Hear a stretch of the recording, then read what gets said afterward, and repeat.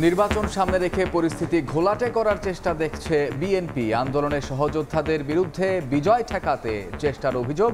ভোটের জন্য level playing field নিশ্চিত না হওয়ার দাবি জামায়াতের। উগ্রবাদকে মাথা চাড়া দিয়ে উঠতে দেওয়া যাবে না। বিএনপির বিজয় ঠেকানোর জন্য অপকৌশলের আশ্রয় নিচ্ছেন।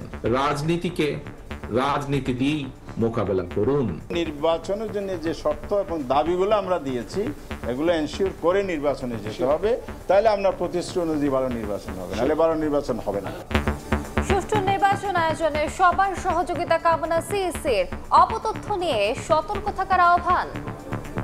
যে কোনো তথ্য বিশ্বাস করার আগে আপনারা দয়া করে যাচাই করে নেবেন। দেখছিলেন প্রধান শিরোনাম। সন্ধ্যার সময় সঙ্গে আছি আমি কামরুজ্জামান মামুন এবং আমি আলিশা ইসলাম। এবার অন্যান্য শীর্ষ সংবাদ। ডাকসু নির্বাচন ঘিরে ক্যাম্পাসে উত্তাপ। দায়িত্ব পেলে গেস্ট রুম প্রথা বাতিলের ঘোষণা ছাত্র দলের।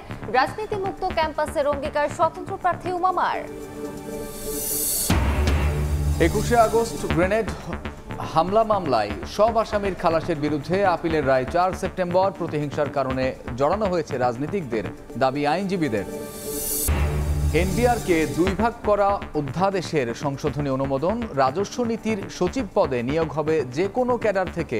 10 কমিশনের 327টি প্রস্তাব বাস্তবায়নের সিদ্ধান্ত। এবং ডেঙ্গুর ভয়াল থাবা কেড়ে নিল আরও 5 প্রাণ। একদিনে চলতি মৌসুমের সর্বোচ্চ মৃত্যু।